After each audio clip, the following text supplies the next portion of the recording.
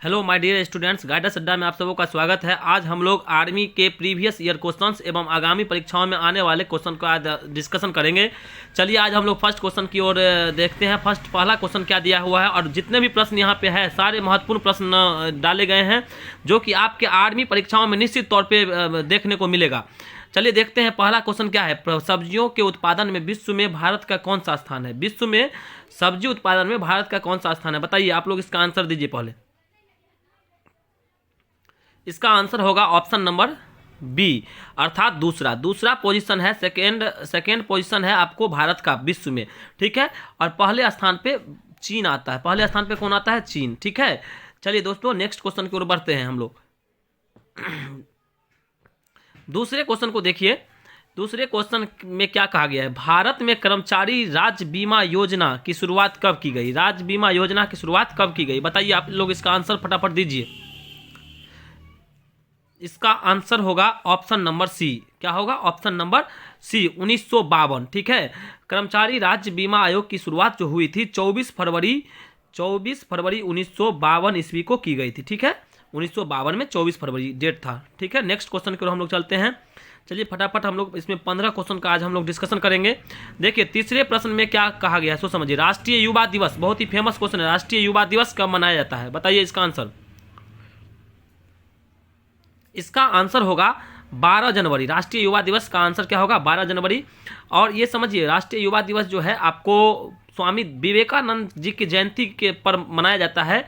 उनके जन्म दिवस पर ही राष्ट्रीय युवा दिवस मनाया जाता है। और विवेकानंद जी का जन्म दिवस कब था? 12 जनवरी। याद कीजिएगा, स्वामी विवेकानंद जी का जन्म दिवस था 12 जनवरी 1863 में उनका जन्म हुआ था, ठीक है, स्वामी विवेकानंद का। चलिए नेक्स्ट क्वेश्चन की ओर हम लोग बढ़ते हैं। क्वेश्चन नंबर 4 देखिए।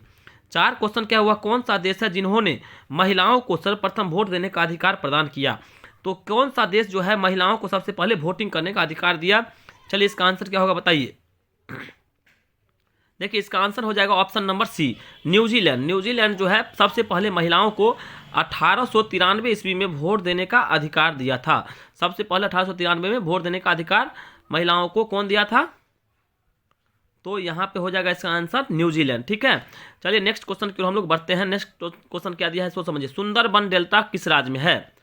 इसका आंसर आप लोग दीजिए फटाफट। सुंदरबन डेल्टा, देखिए इसका आंसर होगा बच्चों, इसका आंसर होगा ऑप्शन नंबर सी, पश्चिम बंगाल, WB, वेस्ट बंगाल में आपको यह डेल्टा पड़ता है, सुंदरबन डेल्टा, ठीक है। VVI क्वेश्चन है। अगला क्वेश्चन देखिए, ये भी महत्वपूर्ण क्वेश्चन है। विंग्स ऑफ फायर पुस्तक के लेखक, विंग्स ऑफ फायर पुस्तक के लेखक बताइए कौन इसमें, बताइए इसका आंसर। ये बहुत ही महत्वपूर्ण, विंग्स ऑफ फायर कौन लिखे थे? किन्हीं का आत्मकथा है।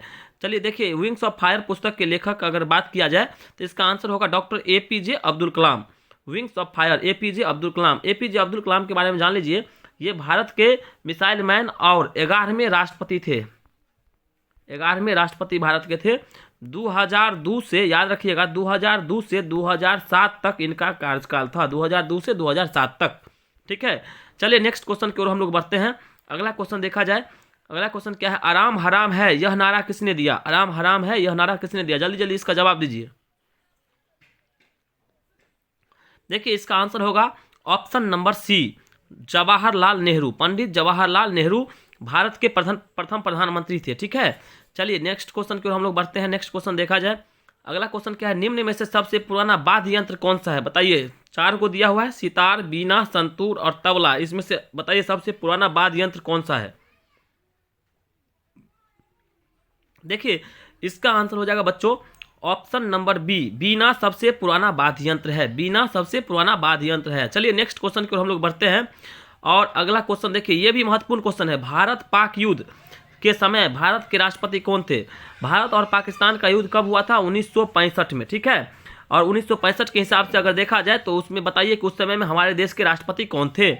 जल्दी जल्दी इसका आंसर दीजिए। हमारे देश के राष्ट्रपति उस समय में कौन थे? इसका आंसर हो जाएगा, बताइए जल्दी। ऑप्शन नंबर, इसका आंसर क्या हो जाएगा? ऑप्शन बी, ठीक है, सर्वपल्ली राधाकृष्णन। सर्वपल्ली राधाकृष्णन उस समय में क्या थे? भारत के राष्ट्रपति थे। चलिए नेक्स्ट क्वेश्चन को हम लोग बढ़ते हैं। क्वेश्चन नंबर 10 देखिए। 10वां क्वेश्चन क्या है? बहुत ही महत्वपूर्ण क्वेश्चन है। देखिए क्या कह रहा है? विश्व में सबसे गहरा महासागर कौन सा है? तो बताइए गहरा महासागर का उत्तर दीजिए फटाफट। कौन सा महासागर गहरा होगा? सबसे VVI क्वेश्चन है। तो इसका आंसर हो जाएगा ऑप्शन नंबर सी, प्रशांत महासागर। सबसे बड़ा और गहरा दोनों याद रखिएगा, सबसे बड़ा महासागर भी और सबसे गहरा महासागर भी कौन सा है, तो प्रशांत महासागर है। ठीक है, चलिए नेक्स्ट क्वेश्चन को हम लोग बढ़ते हैं। ऑप्शन यहाँ पर समझिए, क्वेश्चन नंबर 11 नंबर क्वेश्चन को देखिए, बहुत ही अच्छा है, कंप्यूटर से क्वेश्चन है एक। कंप्यूटर चालू करने की प्रक्रिया क्या कहलाता है? कंप्यूटर से एक क्वेश्चन रहेगा ही आर्मी में। ठीक है, चलिए इसको हम लोग देखते हैं। ये क्वेश्चन क्या है, कंप्यूटर चालू करने की प्रक्रिया क्या कहलाता है, बताइए। ऑप्शन क्या क्या है, shut down, shut on, boot up और बूट डाउन। इसका आंसर दीजिए, जल्दी जवाब दीजिए। तो बच्चों इसका आंसर हो जाएगा option number C, boot up. Boot up चालू करने की प्रक्रिया को हम लोग बूट अप कहते हैं, और बंद करने की प्रक्रिया अगर पूछा जाए तो उसको हम लोग बोलते हैं शट डाउन। ठीक है, बंद करने की प्रक्रिया को क्या बोलते हैं, शट डाउन, और चालू करने की प्रक्रिया हो जाएगा बूट अप। ठीक है बच्चों, बूट अप, इसको याद रखिएगा। चलिए हम लोग नेक्स्ट क्वेश्चन की ओर बढ़ते हैं, क्वेश्चन नंबर 12। देखिए 12 क्वेश्चन नंबर क्या कह रहा है, भूरी क्रांति का संबंध किससे है? भूरी क्रांति बताइए, ये उत्पादन से संबंधित होता है, तो भूरी क्रांति का संबंध किस उत्पादन से होता है, जल्दी बताइए, इसका आंसर दीजिए जल्दी फटाफट। तो देखिए बच्चों इसका आंसर हो जाएगा ऑप्शन नंबर सी, अर्थात उर्वरक उत्पादन से। भूरी क्रांति का संबंध होता है उर्वरक उत्पादन से। ठीक है, नेक्स्ट क्वेश्चन की ओर चलते हैं, मालदीव। ठीक है, मालदीव की राजधानी कहाँ है, बताइए। मालदीव की राजधानी ऑप्शन ए में क्या है, थिम्पू, बी में बीजिंग, सी में इस्लामाबाद और डी में है माले।